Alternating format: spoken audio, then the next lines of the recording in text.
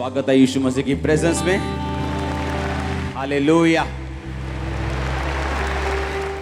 पवित्र वचन को खोलो, अपने हाथों को उठाओ। अगर बाइबल नहीं है तो अगली बार आप लेके आएंगे। बोलो, जितना वचन आज मैं सुनने जा रहा हूं, मैं फल को लेके आऊंगा, फलों को लाऊंगा। जो सुनूंगा उसे मानूंगा, क्योंकि ये मेरे शुद्ध रहने का आधार, मेरे चंगे रहने का आधार है। अंगीकार करो ऊंची आवाज में।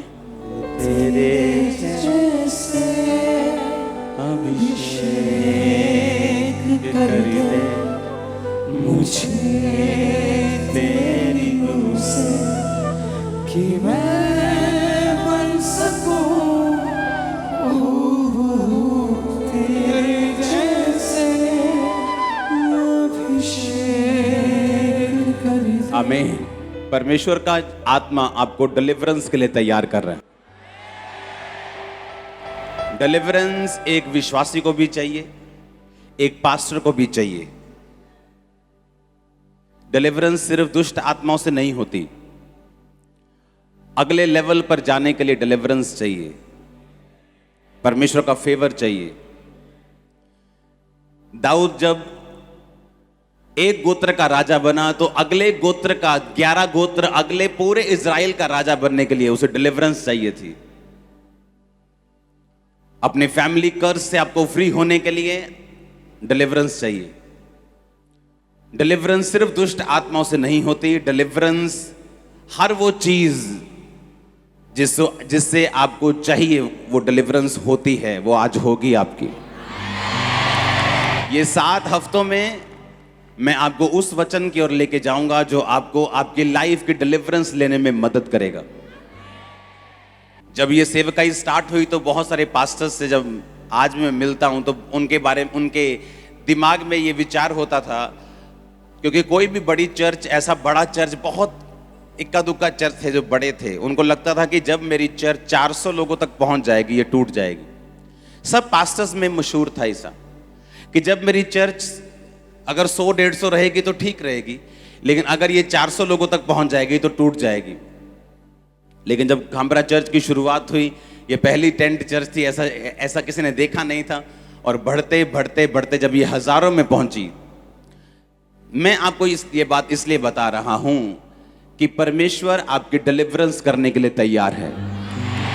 आप क्रिश्चियन हैं तो भी, आप पास्टर हैं तो भी, आप नॉन बिलीवर हैं तो भी, हर वो चीज जो आपको बांधती आई है, लास्ट डे यीशु मसीह के नाम में उसका आज। हालेलुया। परमेश्वर ने कहा अगर तू मेरे वचन की इज्जत करेगा मैं तुझे आजाद करूंगा। उसने जो मुझसे प्यार किया है इसलिए मैं उसको छुड़ाऊंगा, यानी डिलीवर करूंगा। उसने जो मुझसे स्नेह किया, यहोवा ने कहा मैं उसको छुड़ाऊंगा, मैं उसको ऊंचे स्थान पर रखूंगा, क्योंकि उसने मेरे नाम को जान लिया है। परमेश्वर से प्रेम करना, उसका आदर करना। रूत का वचन आप सुन चुके हैं। संडे अगर आपने नहीं सुना, संडे मॉर्निंग का और इवनिंग का आप इंटरनेट पे जाके सुनेंगे, ताकि डिलीवरेंस का कोई भी वचन आप मिस नहीं करेंगे, क्योंकि ये आपकी लाइफ का मसला है, मामला है। आपके परिवार की डिलीवरेंस आपकी आत्मिक जिंदगी के साथ जुड़ी हुई। परमेश्वर ने यहोशू से कहा, यहोशू तुम मेरे साथ चलना, व्यवस्था की पुस्तक से एक भी बात इधर उधर नहीं करना, क्योंकि जो ये लोग कनान में जाएंगे वो तेरी ही विश्वास योग्यता जो तुम मेरे साथ रखेगा उसके अनुसार जाएंगे। यानी इनकी सफलता भी तेरी लीडिंग पर निर्भर करती है और तेरी अगुवाई मेरे साथ वफादारी के ऊपर निर्भर करती है। आपके परिवार के डिलीवरेंस भी आप पे निर्भर करती है कई बार। यहां तक कि आपके नगर की, आपके शहर के डिलीवरेंस भी आपके साथ जो परमेश्वर का संबंध है उस चीज पे निर्भर करती है। जो संडे मैंने वचन दिया आप उसको सुनेंगे कि किस तरह से आपको एक मन बनाना है कि परमेश्वर तू मेरी जिंदगी में कुछ भी ना कर, लेकिन मेरी जिंदगी से मैं तू और तू कभी भी अलग नहीं होंगे। उस वचन को आप जाके सुने और आपको मालूम होगा। आज आपको ये बात ध्यान रखनी है, डिलीवरेंस एक बड़ा मसला है, ये छोटा मसला नहीं। डिलीवरेंस लोगों से, अनफ्रूटफुल लोगों से जो आपके लाइफ में हैं, आपकी मिनिस्ट्री में बैठे हैं, आपके रिश्तेदारी में बैठे हैं, आपको खींचने वाले, आप पर भार, लेकिन आपको उनको उठाना पड़ता है। आपको डिलीवरेंस चाहिए और खुदा आज आपको देगा। मुझे उसने दी है अनफ्रूटफुल लोगों से, और ये ऐसी चीज है जिन्हें आप खुद नहीं कर सकते, आप खुद उन्हें छोड़ नहीं सकते, लेकिन जब आप पर परमेश्वर का फेवर होता है वो धक्के से आपको लेके जाता है। उस समय आपको दुख लगता है, कई बार आपको स्ट्रेस फील होता है, लेकिन जब आप अपने आप को 6 महीने बाद, 3 महीने बाद देखते हैं, आप कहीं अधिक ग्रोथ में, कहीं अधिक ब्लेसिंग में। उस डिलीवरेंस की मैं बात कर रहा हूं जो मैंने लोगों को मसीह में रहते हुए 20-20 साल उसी बंधन में देखा है। क्योंकि परमेश्वर इमोशनल नहीं, अगर जिस लेवल की डिलीवरेंस वो आपको देना चाहता है, उस लेवल की समझ और उस लेवल का प्रार्थना, उस लेवल की वो स्पिरिचुअल नॉलेज भी आपकी जिंदगी में होनी चाहिए। यीशु मसीह के बाद जो चुना गया सेवक था अगुवा होने के लिए चेलों का, वो कौन था? यहूदा इस्करियोती। पर बना कौन? पतरस। था कौन?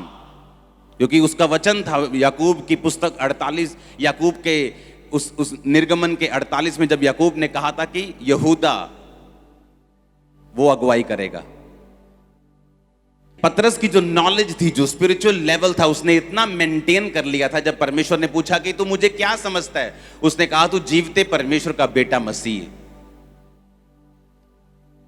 बाकी चेले जो लोगों की बात भी सुनते थे कि लोग क्या कहते हैं, वो कहते थे कुछ तुझे ये कहते हैं, कुछ तुझे वो कहते हैं, कुछ तुझे ये कहते हैं। उसने कहा नहीं नहीं, तुम क्या समझते हो? पतरस कहता तू जीवते परमेश्वर का बेटा मसीह है। परमेश्वर ने कहा इस बात के कारण मैं कलीसिया किस पे बनाऊंगा? तुझ पे। अधोलोक के फाटक तुझ पे प्रबल नहीं होंगे। आमीन। इसका मतलब क्या? इसका मतलब पतरस की स्पिरिचुअल जो नॉलेज थी, जो लेवल था, इस टाइप का चला गया था कि उसने परमेश्वर से वो बातों को, वो डिलीवरेंस को ले लिया। कई बार आप वो डिलीवरेंस चाहते हैं लेकिन आपका वो लेवल नहीं। इसलिए परमेश्वर दाऊद को कितने साल उसने जंगल में रखा कि जब इसकी परीक्षा हो तो ये पास हो सके। यहूदा गोत्र का राजा बनाने के बाद भी 7.5 साल वो उसी का राजा रहा, इजराइल का राजा नहीं बन पाया, क्योंकि उस डिलीवरेंस के लिए उसे एक नए नॉलेज की, नई रेवलेशन की जरूरत थी। आमीन। वो डिलीवरेंस जो आपके फाइनेंस की है, आपकी फैमिली की है, आपके बच्चों की है, वो जो आपको एक नेक्स्ट लेवल पे ले जाती है, जिसके लिए आप सोचते हैं कि मैं वहां हूं, काश मैं वहां जाऊं, मेरी फैमिली में भी ऐसा हो, मेरे घर पे भी ऐसा हो, मेरा फाइनेंस का लेवल भी ऐसा हो। वही डिलीवरेंस के लिए मैं आपको इन 7 हफ्तों में तैयार करूंगा। आमीन। यूहन्ना 20 उसकी 24 से 28 आयत तक मैं पढ़ूंगा। परंतु 12 में से एक अर्थात थोमा जो दिदुमुस कहलाता है, जब यीशु आया तो उनके साथ ना था। जब अन्य चेले उससे कहने लगे हमने प्रभु को देखा है, तब उसने उनसे कहा जब तक मैं उसके हाथों में कीलों के छेद ना देख लूं और कीलों के छेदों में अपनी उंगली ना डाल दूं, उसके पंजर में अपना हाथ ना डाल दूं, तब तक मैं विश्वास नहीं करूंगा। 8 दिन के बाद वो चेले फिर घर के भीतर थे और थोमा उनके साथ था और द्वार बंद थे। तब यीशु आया और उनके बीच में खड़े होकर कहा तुम्हें शांति मिले। तब उसने थोमा से कहा अपनी उंगली यहां लाकर मेरे हाथों को देख और अपना हाथ लाकर मेरे पंजर में डाल और अविश्वासी नहीं परंतु विश्वासी हो। ये सुन थोमा ने उत्तर दिया हे मेरे प्रभु, हे मेरे परमेश्वर। सब बोलो आमीन। यीशु ने कहा तूने मुझे देखा इसलिए विश्वास किया, धन्य वो हैं जिन्होंने बिना देखे विश्वास किया। अगली आयत पढ़ेंगे लूका 22 उसकी 54 से 61 आयत को। ये लूका का यूहन्ना पढ़ेंगे 24 से 29 और लूका 54 से 61 आप नोट करेंगे। लूका 22 से 24 से 61 आयत, ये उस टाइम का जिक्र है जब पतरस को परमेश्वर ने कहा था कि आज रात 3 बार तू मेरा क्या कर देगा? इनकार कर देगा। और बड़ी हैरानी की बात है, पतरस ने जब पहली बार इनकार किया, दूसरी बार इनकार किया, और जब तीसरी बार इनकार किया, 59 आयत अपनी स्क्रीन पे अगर है आपके पास तो सही निकालना। हाँ, फिर थोड़ी देर के बाद किसी ने पतरस को देखकर कहा, तू भी उन्हीं चेलों में से है? पतरस ने कहा, हे मनुष्य, मैं नहीं हूं। कोई घंटे भर बाद एक और मनुष्य दृढ़ता से कहने लगा, निश्चय ये उनके साथ था, क्योंकि ये गलीली है। पतरस ने कहा, हे मनुष्य, मैं नहीं जानता तू क्या कहता है। वह कह ही रहा था, तुरंत मुर्गे ने बांग दी। तब प्रभु ने घूम के पतरस की ओर देखा और पतरस को प्रभु की वह बात याद आई जो उसने कही थी, आज मुर्गे के बांग देने से पहले तू 3 बार मेरा इनकार करेगा। परमेश्वर यहां है मान लो, और घेरा हुआ लोगों ने, महायाजक के सामने शोर मच रहा है, मार दो यीशु को, मार दो, इसने ऐसा किया, इसने ये परमेश्वर की तौहीन करता है, ये करता है। और सब हजारों लोग इस यीशु मसीह को पकड़े हुए हैं और शोर मच रहा है। और पतरस वो खड़ा है पीछे, कोई जाना खड़ा हो जाए पीछे से, वहां पतरस खड़ा है। सुनो मेरी बात ध्यान से, पतरस कहां खड़ा है? वो पीछे, और यीशु मसीह यहां है। और यीशु मसीह पे आरोप लग रहे हैं कि तूने ये किया, तूने वो किया, तूने ऐसा कर दिया, शोर मच रहा है। मतलब यहां भी अगर आप आपस में बात कर रहे हो तो इसको सुन नहीं सकता इस आदमी को। लेकिन बाइबल कहती जब पतरस ने तीसरी बार इनकार किया और यीशु मसीह को यहां बांधा हुआ इस तरह से, और ऐसे लोग खड़े हैं, लोगों हजारों लाखों लोग यीशु मसीह पे तोहमत लगा रहे हैं, यीशु मसीह चुप है और शोर मचा हुआ है। अगर वर्शिप चल रही हो और आप में से कोई बात कर रहा हो तो सुनता है क्या? और जैसे ही पतरस ने तीसरी बार इनकार किया, बाइबल कहती है यीशु मसीह ने घूम कर उसे देखा। यीशु मसीह ने ऐसे घूमा, इतने लोग खड़े हैं, इतने हजारों लोग परमेश्वर को के पास खड़े हैं, कोई थप्पड़ मार रहा है, कोई टॉर्चर कर रहा है, और यीशु मसीह घूम कर ऐसे पतरस की ओर देखते हैं। और पतरस को मालूम हो जाता है कि अब मैं तीसरी बार इनकार कर चुका हूं, और पतरस रोने लगता है, बाइबल कहती, और उसे परमेश्वर की बात याद आती है कि आज मुर्गे के बांग देने के पहले तू 3 बार मुझसे मुकर चुका होगा। अब जो पतरस कर रहा था बाहर, वो यीशु मसीह को मालूम था। थोमा कहता कि चेले कहते ओए तू किथे सीगा? मैं बाहर गया। कहते यीशु मसीह आए सी साडे विच। कहता मैं नहीं मानता। नहीं वो जी उठे। कहता मैं नहीं मानता। कहता अगर मुझे यकीन दिलवाना है तो पहले मैं वो जो नेजा जहां मारा था वहां उंगली डालूंगा, हाथ पर जो छेद है वहां उंगली डालूंगा, फिर बिलीव करूंगा कि वो जी उठा है। क्या वहां पे यीशु मसीह थे? जब थोमा ये बात कर रहा था, क्या वहां परमेश्वर मौजूद थे फिजिकली? क्योंकि जब वो चेलों को दिखाई दिए वो वहां से चले गए, और जब वो चले गए तो थोमा वापस आया, और थोमा क्या कहता है कि मुझे नहीं यकीन, अगर मुझे यकीन दिलवाना है तो परमेश्वर मेरे सामने आए और मैं उसके हाथ और पांव में उंगली डाल के देखूंगा। और बाइबल कहती थोड़े दिन बाद यीशु मसीह प्रकट हुए थोमा के पास, और थोमा को बोला ये ले डाल ले उंगली, और ये ले डाल। सुनो मेरी बात। और परमेश्वर ने कहा अविश्वासी नहीं पर विश्वासी हो। अब सुनो मेरी बात। मैंने अपनी लाइफ में ये नोटिस किया है, अगर आपको डिलीवरेंस चाहिए, अब ध्यान से सुनना, आपके कॉन्शियस में, आपके दिमाग में, आपके दिल में ये बात हमेशा होनी चाहिए कि परमेश्वर मुझे देख रहे हैं।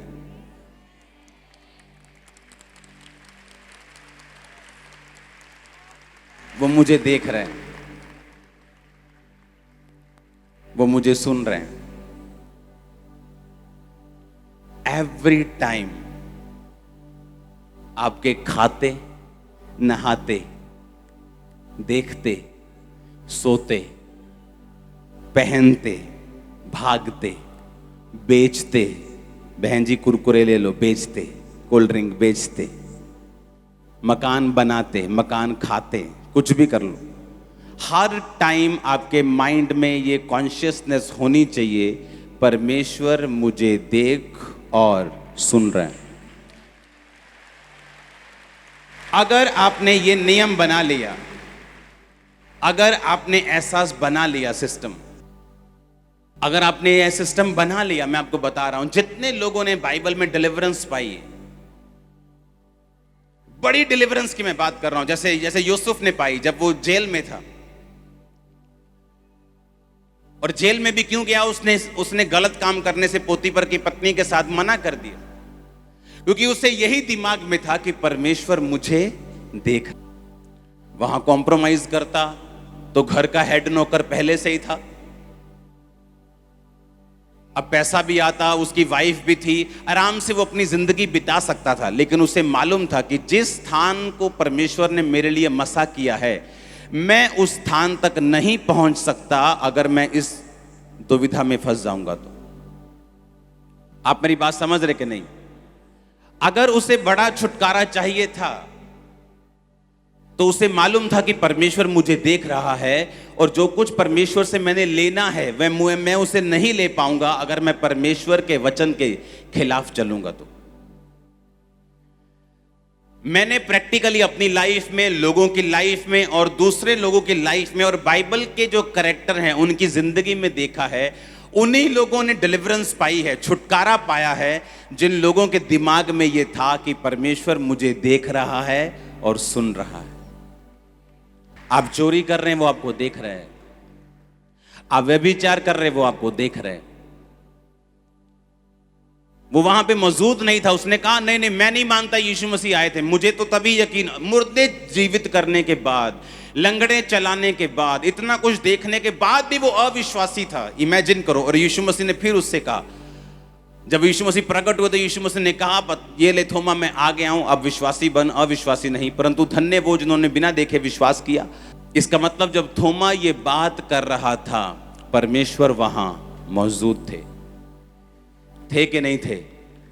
इसका मतलब जब पतरस 3 बार इनकार कर रहा था और उसे लगता था कि परमेश्वर तो बहुत दूर खड़े हैं, वो तो 500 फुट दूर है, इतने शोर में, और इतने शोर में जब उसने तीसरी बार इनकार किया, यीशु मसीह ने स्पेशल घूम के उसे ऐसे देखा पीछे, और उसे मालूम था कि वो सुन रहे हैं।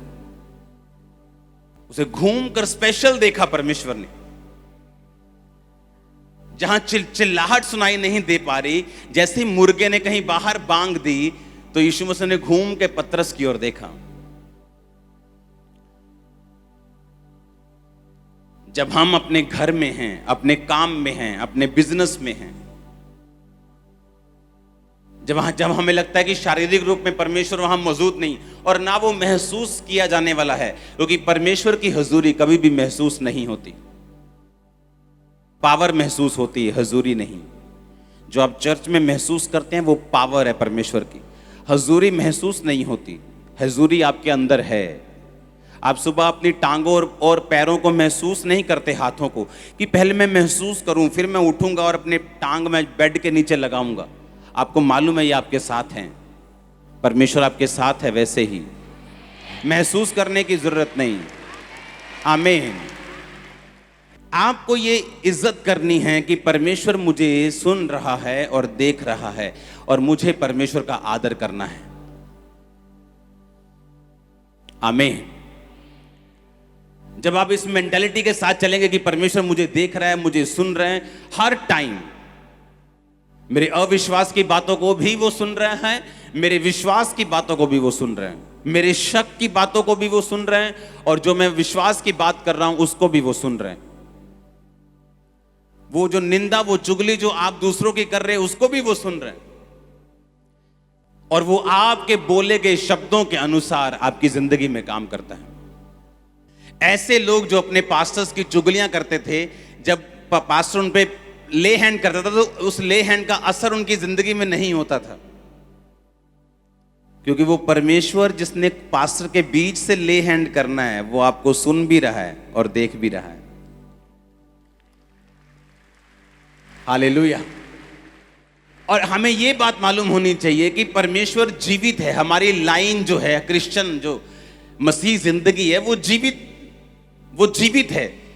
जो मैं बोल रहा हूं वो सुन रहा है, जो मैं सोच रहा हूं वो भी वो सुन रहा है, जो मैं कर रहा हूं वो देख रहा है, चाहे वो गलत है चाहे वो सही है, लेकिन परमेश्वर को सब कुछ मालूम है। अब चर्च में आके मैं ज्यादा जोर के हालेलुया बोल के उसे धोखा नहीं दे सकता, क्योंकि जो मैं करके आया हूं, जो मैं सोच के आया हूं, जो मैं अपनी लाइफ में कर रहा हूं, उसे वो सब कुछ मालूम है। हालेलुया। आप जितना परमेश्वर को इज्जत देंगे, जितना परमेश्वर का ऑनर करेंगे, उतना ही वो आपको डिलीवर करेगा। लोग बोलते हैं कि अगर मैं क्रिश्चियन हूं, हां, और अगर मेरी बाइबल को किसी ने फाड़ दिया, जला दिया, किसी अन्य जाति ने, आपको मालूम आजकल जो चल रहा है सभी धर्मों के साथ, मैं आपसे एक क्वेश्चन करना चाहता हूं, क्या ये बेअदबी है? या एक वचन जो क्रिश्चियन हो के वचन को जान के भी उस वचन को फॉलो नहीं करता, क्या ये बेअदबी है? क्या बेअदबी है दोनों से? अगर मान लो मेरा विश्वास एक धर्म पे नहीं है, हां, उसको किसी ने कुछ कर दिया, वो बेअदबी नहीं, वो बेवकूफी है, वो मूर्खतापूर्ण किया गया काम है, वो बचपना है, वो नफरत है, बेअदबी नहीं है। क्रिश्चियन हो के भी मैं वो चुगलियां कर रहा हूं, वो निंदा कर रहा हूं, वो व्यभिचार कर रहा हूं, अपनी गर्लफ्रेंड को साथ लेके घूम रहा हूं, ये बेअदबी, ये रियल बेअदबी। क्योंकि बेअदबी सिर्फ अपने धर्म का आदमी कर सकता है, दूसरे धर्म का आदमी किसी दूसरे धर्म की बेअदबी नहीं कर सकता। अगर वो करता है वो बेअदबी नहीं, वो मूर्खता पूर्वक किया गया काम, बेवकूफी, हाँ, वो बचपना है, वो उसका छोटे दिमाग की उपज है, जिससे वो जहां से वो निकला है वो दर्शाता है। वो बेअदबी है जब आप परमेश्वर के वचन को जानकर भी उसे फॉलो नहीं करते। पतरस वहां खड़ा है, यीशु मसीह यहां खड़े, और 3 बार उसने इनकार किया, और तीसरी बार जैसे ही इनकार किया, परमेश्वर घूम के उसे पीछे कितने फुट दूर देखते हैं, और पतरस हैरान हो जाता है कि यीशु मसीह तक मेरी आवाज तो पहुंच नहीं रही, यीशु मसीह मुझे देख कैसे रहे, पीछे की ओर मुड़ के कैसे, मुझे उन्हें मालूम हो गया कि मुर्गे ने बांग दे दी और मैंने 3 बार इनकार कर दिया। यीशु मसीह तो आए थे शारीरिक रूप में, हमें दिखाया उसने कि यीशु मसीह ने कहा कि देखो मैं जीवित हूं, ये देखो मेरे हाथों और पांव के छेद, ये देखो, उसमें शांति मिले। चेलों को बोल गए, चेले बड़े खुश थे जब चेलों ने बताया थोमा तू यहां नहीं था, यीशु मसीह आए थे। कह रहा मैं नहीं मानता। जब वो बोल रहा था तब भी यीशु मसीह वहीं पे थे। आप चल रहे हैं वो तब भी वहीं पे हैं, आप गाड़ी में बैठे तब भी वो वहीं पे हैं, आप जब फोन पर किसी से झूठ बोल रहे हैं वो तब भी वहीं पे हैं। और बाइबल कहती हर एक बात जो तुम्हारे मुंह से निकलेगी, अच्छी या बुरी, तू उनका लेखा मुझे देगा। एक बड़ी डिलीवरेंस को हासिल करने के लिए आपके दिमाग में हमेशा यह होना चाहिए कि परमेश्वर मुझे देख रहे हैं और मुझे सुन रहे हैं। और लगातार सुनो मेरी बात, ये 7 हफ्ते लगातार अपने वचन को नोट करना है और इसे बार बार सुनना है। आप बंधन में नहीं रह सकते अगर इस वर्ड को आप फॉलो करेंगे तो। ये पॉसिबल नहीं। वो आपके परिवार का हो, आपके फाइनेंस का हो, शरीर का हो, बीमारी का हो, वो माइंड का हो, डिप्रेशन का हो, वो इंसानों का हो, वो बॉस का हो, वो स्टाफ का हो, कोई भी हो, आपकी लाइफ से गिर जाएगा, झड़ जाएगा यीशु के नाम में। अपने पड़ोसी को बोलो, परमेश्वर तुझे देख रहे हैं और तुझे सुन रहे हैं। आमीन। चाहे आप अविश्वास की बातें कर रहे हो तब भी वो आपको सुन रहे हैं, चाहे आप उसका इनकार कर रहे हो तब भी वो आपको सुन रहे हैं, और चाहे आप डैनियल की तरह प्रार्थना कर रहे हो, विश्वास में हो, तब भी वो आपको सुन रहे हैं। उसको हर एक चीज मालूम है। बाइबल कहती है यहोवा की आंखें नित धर्मी को देखती हैं और यहोवा की पलकें नित धर्मी को जांचती रहती हैं। हर वक्त परमेश्वर आपको जांचता है। आपकी स्पिरिचुअल लाइफ का हाल क्या है, आपकी विश्वासी जिंदगी कैसी है, आप कैसी जिंदगी जी रहे हैं, आपका विश्वास कैसा है, आपकी प्रेयर कैसी है, वो हर एक चीज को आपकी नोटिस कर रहे हैं। अगर बड़ा छुटकारा चाहिए तो ये दिमाग में रखना है कि परमेश्वर मुझे देख भी रहा है राइट नाउ और सुन भी रहा है। चाहे परीक्षाओं से होके गुजर रहे हैं, चाहे हम परीक्षा से निकलकर आशीष पा बैठे, हम ऊंचाई पे चले गए हैं, चाहे वो जा रहे हैं, चाहे जाने वाले हैं, हर कंडीशन में परमेश्वर आपको देख भी रहा है और सुन भी रहा है। आपका अंगीकार क्या है, आप लोगों से आप बात कैसे करते हैं और पीठ पीछे आप कैसे हैं, वो आपको देख भी रहा है और सुन भी रहा है। जो लोग इस कॉन्शियसनेस में चलते हैं कि नहीं परमेश्वर मुझे देख रहा है, तो गलत काम करने के टाइम अगर आपको ये नॉलेज होगी कि परमेश्वर मुझे देख भी रहा है और सुन भी रहा है, आप बच जाएंगे। क्योंकि उस समय पोतीफर की पत्नी के अलावा और वहां कोई मौजूद नहीं था, उसका बॉस वहां पे नहीं था, लेकिन उसे मालूम था कि बॉस वहां हो ना हो लेकिन परमेश्वर वहां मौजूद है। उसे यह भी मालूम था कि मेरी की गई प्रार्थना का उत्तर शायद मुझे नहीं मिल रहा, जो दर्शन परमेश्वर ने मुझे दिखाए थे वो भी पूरे नहीं हो रहे। मैं कहाँ राजा हूं, मैं तो एक घर में नौकर हूं, एक हेड नौकर हूं। वो परमेश्वर का विजन शायद एक आत्मिक इल्यूजन था मेरी लाइफ में। हम जब धर्म में जाते हैं तो इल्यूजन हो जाते हैं, ऐसा होगा, वो शायद ऐसी चीज थी। लेकिन उसे मालूम था, फिर भी वो परमेश्वर के साथ इस कॉन्शियसनेस में रहा कि अगर मैं गलत काम कर रहा हूं तो परमेश्वर मुझे देख रहे हैं, मुझे सुन रहे हैं और मुझे इसका बदला मिलेगा। इसीलिए चाहे मैं छोटी सी छोटी कन्वर्सेशन कर रहा हूं फोन पर, मैसेज पर, मैंने कभी झूठ नहीं बोला। मुझे पता है परमेश्वर मुझे देख रहे हैं और मुझे सुन रहे हैं। अगर मैं जा रहा हूं, अगर मैं जिस जगह पे हूं, मैं वही बताता हूं, मैं यहां पहुंचा हूं, नहीं 10 मिनट नहीं लगेंगे, 15 मिनट लगेंगे, क्योंकि मैं यहां पे हूं। और लोग सरसरी झूठ बोलते हैं, हाँ जी कितने, मैं आ गया जी 5 मिनट, और अभी घर पे टाई लगा रहे हैं। उन्हें आदत है छोटी छोटी बातों में, उन्हें लगता है कि ये जिंदगी जीने का तरीका है, हर बात में गाली निकालना, उन्हें लगता है ये कूल चीज है। और परमेश्वर आपको ट्रेनिंग देगा, उसका आत्मा आपको ट्रेनिंग देगा कि अपनी लाइफ में, फैमिली में, हाउस होल्ड की चीजों में, रोज घरेलू चीजों में, अपने बिजनेस में किस तरह से आपने बिना झूठ और इस कॉन्शियसनेस से चलना है कि परमेश्वर मुझे देख भी रहे हैं और सुन भी रहे हैं। और जब ये प्रैक्टिस करनी आपको आ गई, आपको परमेश्वर प्रैक्टिस करवाएगा, पवित्र आत्मा से जब आप मांगेंगे वो आपकी मदद करेगा कि आप इस हिसाब से चल सके कि परमेश्वर आपको देख रहा है, वो सुन रहा है।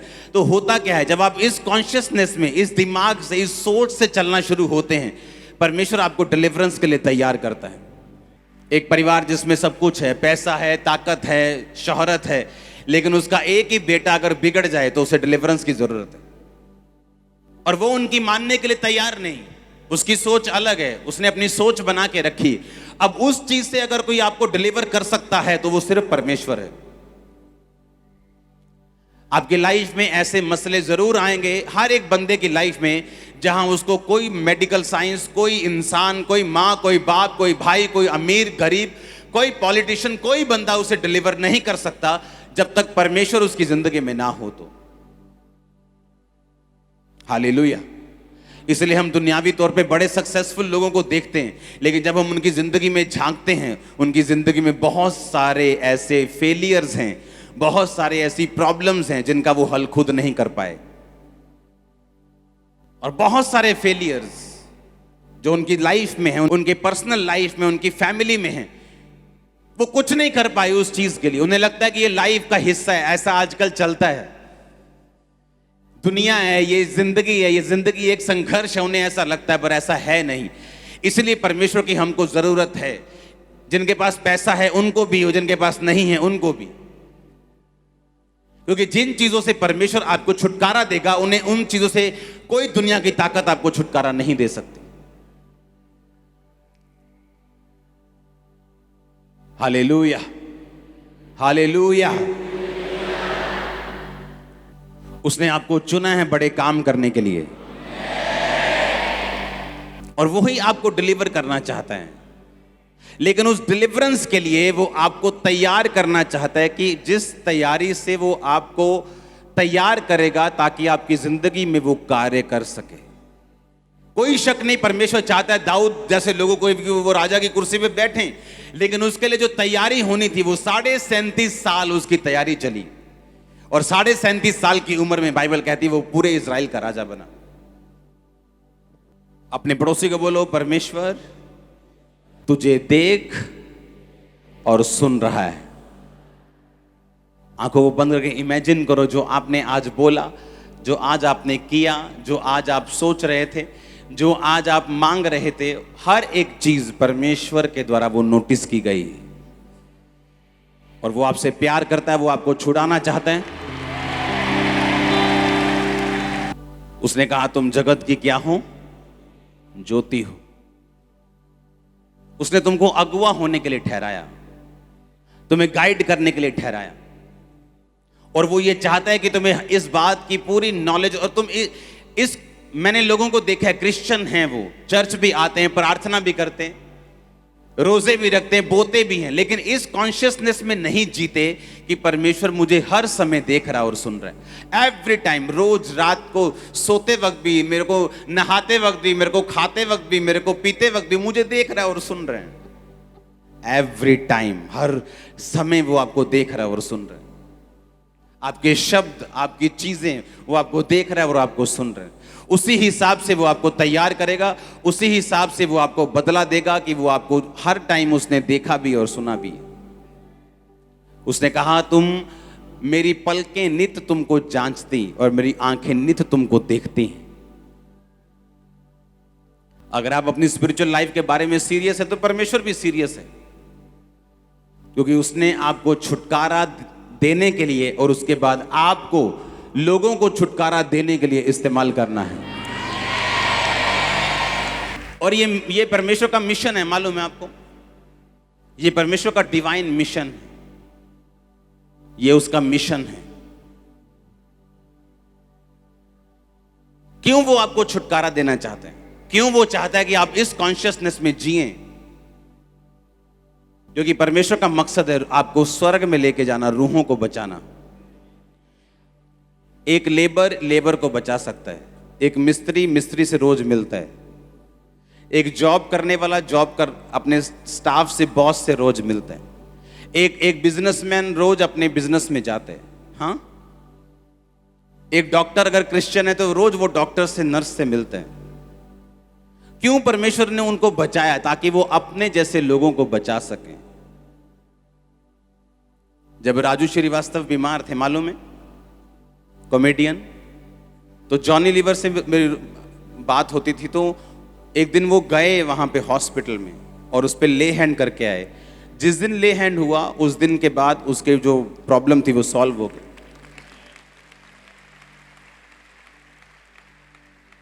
और परसों जब हम फोन पे थे तो मैंने उनको बोला, मैंने कहा चलो हम आज मिलके उन पे प्रेयर करते हैं हम। तो उन्होंने उसके, राजू के कान पे फोन लगाया, उनकी वाइफ को फोन दिया, तो मैं और जॉनी लीवर प्रेयर कर रहे थे उस पर लगातार। और मैंने अपने बंदे को भेजा, मैंने कहा जाओ ऑयल और रुमाल दे के आओ। और 2 दिन, एक दिन अगले दिन होश आ गया उनको। अब जो बंदा एंटरटेनमेंट इंडस्ट्री में है वही उनको बचा सकता है। एक हीरो से बात कर सकते हैं, और यही परमेश्वर का मकसद है। अगर वो आपको छुड़ाना चाहता है तो इसका मकसद है वो आपको इसलिए ब्लेस कर रहा है कि वो दूसरों को आपके जरिए छुड़ा सके। और जब आप ये सोच में चलते कि परमेश्वर मुझे देख रहा है और सुन रहा है, और आप परमेश्वर के साथ चलना शुरू करते हैं, आप तो होते हैं ब्लेस, आपको तो छुटकारा मिलता है, लेकिन आप एक वेपन बन जाते हैं, एक जरिया बन जाते हैं परमेश्वर का दूसरे लोगों को छुड़ाने के लिए। आप समझ रहे कि नहीं? आपको यह बात बड़े ध्यान से समझनी है कि परमेश्वर जब थोमा से मिला तो उसने कहा, जो कुछ तूने कहा था मैंने वो सब सुना था। मैं शारीरिक रूप में मौजूद नहीं था उस समय तेरे पास, तो इसका मतलब ये नहीं कि मैं सुन नहीं रहा था। हम चर्च में हैं तो परमेश्वर सुन रहे हैं, लेकिन जब हम अपनी रसोई में हैं वो तब भी आपको सुन रहे हैं। हम बर्तन मांज रहे तभी वो सुन रहे हैं। आप जब परमेश्वर में आगे बढ़ेंगी ना, आप बर्तन मांजते मांजते भी प्रेयर कर सकती हैं। पता है आपको क्या? पोछा मारते मारते भी प्रेयर कर सकती हैं, काम पे प्रेयर कर सकती हैं। इसका मतलब ये नहीं हम अलग टाइम परमेश्वर को ना दें, हम अलग टाइम भी देंगे परमेश्वर को। लेकिन जब आपको ये बात की समझ आ जाती है कि परमेश्वर मेरे साथ है, वो मेरी सुन रहा है, मेरी नेगेटिव शब्दों को भी वो सुनता है, मेरे पॉजिटिव शब्दों को भी वो सुनता है, आप अलर्ट हो जाते हैं और परमेश्वर की प्रेजेंस आपके साथ चलना शुरू होती।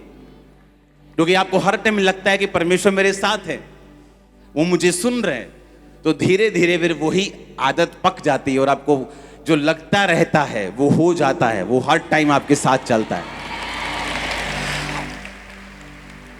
ऐसी लाइफ में आपकी घटनाएं होंगी, ऐसे परमेश्वर काम करेगा जो आपने सोचे भी नहीं। जब आप इस कॉन्शियसनेस से चलेंगे, वो ऐसे आपकी जिंदगी में काम करेगा, आपने सोचा तक नहीं होगा कि वो किस तरह से आपको इस तरह से किस तरह से डिलीवर कर रहा है, किस तरह से वो आपको अगले लेवल पे लेके जा रहा है, जो आपके साथ पॉसिबल नहीं था, जो आप नहीं कर सकते थे, आपके मित्र भी नहीं कर सकते थे आपके लिए, वो परमेश्वर ने किस तरह डिवाइन ईश्वरीय रीति के साथ आपकी जिंदगी में किया। इस सोच के साथ चलना कि परमेश्वर मुझे सुन रहा है, मुझे देख रहा है हर टाइम एवरी टाइम। जो कुछ परमेश्वर ने कहा है मैं उसे पूरा करूंगा। और असली बेअदबी क्या है? उसको जानकर भी उस काम को ना करना। दूसरी बातें बेवकूफी हैं। बाइबल को पटक देंगे तो वो तो वचन क्या है? वचन तो उसके मुंह से निकला है। बाइबल में तो मैंने छापा है, तुमने छापा है। तुम पंजाबी हो, तुमने पंजाबी में छाप दिया, बंगाली ने बंगाली में छाप दिया, इंग्लिश वाले ने इंग्लिश में छाप दिया, यहूदी ने इब्रानी में छाप दिया। लेकिन असली वचन क्या है? जो उसके मुंह से निकला है, उसे पूरा करना, इज्जत करना है। उसे गिराना, उसको बाइबल को जलाना बेवकूफी है, मूर्खता का काम है। लेकिन जो मुंह से निकला पूरा ना करना, ये असली बेअदबी है। आमीन। ये तो उसके मुंह से निकला है, इसे पूरा करना है, इसे फॉलो करना है। वो मेरे साथ है, वो मुझे देख भी रहा है और सुन भी रहा है हर टाइम। आप लो फील कर रहे हैं तब भी, आप हाई फील कर रहे हैं तब भी, आत्मा से भरा हुआ महसूस कर रहे हैं तब भी, अकेला महसूस कर रहे हैं तब भी, वो आपको देख भी रहा है और सुन भी रहा है हर टाइम। अगर आप इस दिमाग से चलेंगे तो कई बार आप बर्तन मांजते मांजते प्रेयर करेंगे कि परमेश्वर मैं चाहनी हूं, तभी पूरा हो जाएगा। वो बात मालूम आपको? तभी, राइट नाउ, तभी। क्योंकि आपको ये मालूम होगा कि परमेश्वर मेरे साथ और मेरी वो सुन रहे। आप जस्ट ड्राइव कर रहे हैं इस कॉन्शियसनेस के साथ कि परमेश्वर मेरे साथ है और मुझे सुन रहा है और मुझे देख रहा है। फिर जो स्कूटरी पे लड़की गई है, आप उसको फॉलो नहीं करेंगे। आपको मालूम है बाजू में यीशु मसीह बैठे हैं, हालेलुया। आप उसे फॉलो नहीं करेंगे। फिर फॉलो करने के बाद, ओए की देखदा तू? नहीं, मैं सूट देखदा ही, मैं लेके देना ना अपनी भैन, मैं सूट देखदा सी। हालेलुया। अगर आपको मालूम है यीशु मसीह आपके साथ बैठे हैं, वो आपको देख रहे हैं और सुन रहे हैं, आप बचे रहेंगे। और अगर आप बचे रहे तो परमेश्वर एक कैपेबल आदमी, एक सफल स्पिरिचुअल आदमी, उसको एक लेवल पे कभी नहीं रखते। उसकी बरकतें हमेशा बढ़ती हैं। आपकी कंपनी में बहुत सारी जॉब्स हैं। आपने एक जॉब के लिए आदमी आपको 10वीं वाला चाहिए, आपने भर्ती कर लिया, उसने 10वीं की, पर वो आदमी अपने आप को इंप्रूव करता गया, 12वीं बीए कर ली, आगे पढ़ गया, पीएचडी कर ली। अब आपको पीएचडी वाला भी चाहिए और आप उसी व्यक्ति को फिर ऊपर कर देंगे क्योंकि आपको वो बंदा चाहिए, 10वीं वाले और आ जाएंगे। हाँ या ना? आप उसे 10वीं वाली जॉब में नहीं रखेंगे क्योंकि उसने अपने आप को इंप्रूव किया है। आत्मा में भी जो अपने आप को लगातार बढ़ाते रहते हैं, परमेश्वर उनके लेवल को बढ़ाता रहता है। आप एक जगह नहीं रह पाएंगे या आपका वही स्पिरिचुअल लेवल, आप वहीं खड़े हैं उसी बरकत में, ऐसा नहीं होगा। आपकी बरकतें बढ़ती जाएंगी, आपकी ब्लेसिंग्स बढ़ती जाएंगी। आपको जस्ट अपने आप को आत्मा में बढ़ाना है। यहां से जाएंगे तो क्या सोच के जाना है? परमेश्वर मुझे देख भी रहा है और सुन भी रहा है। झूठ बोलते वक्त, घर में काम करते वक्त, अपनी दरानी और जेठानी से नफरत करते वक्त सोच लेना कि परमेश्वर आपको देख भी रहा है और सुन भी रहा है।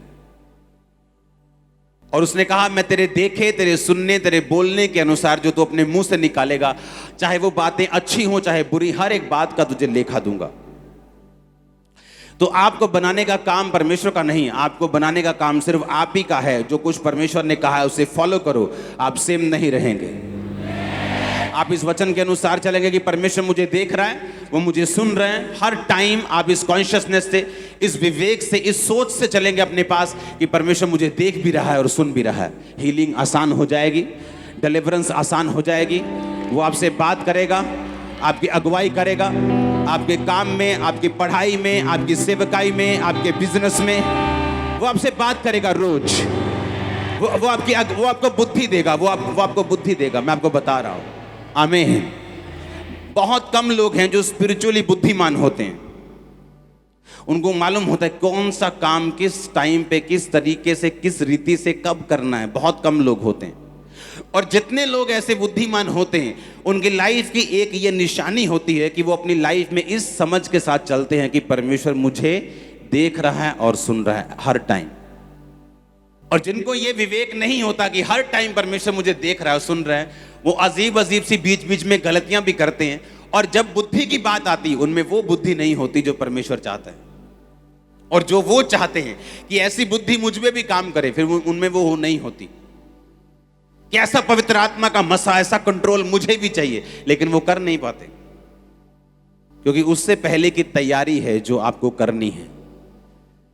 आज खुदावन आपको अभिषेक करे, आपके लोगों को, आपके चर्चेस को, आपके घरानों को अभिषेक करे।